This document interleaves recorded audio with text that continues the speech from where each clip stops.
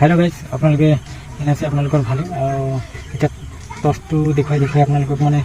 মই এই ভিডিওটো বনাইছো তো ভিডিওটো কেনে লাগে আপোনালোকে ক'ব কমেন্ট কৰি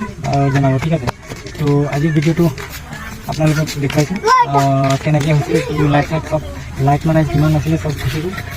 তো আমি আন্ধাৰে মাজৰে যেনেকৈ পাৰিছো আৰু কৰিছো ঠিক আছে তো বলক এতিয়া ভিডিওটো আপোনালোকক দেখাইছো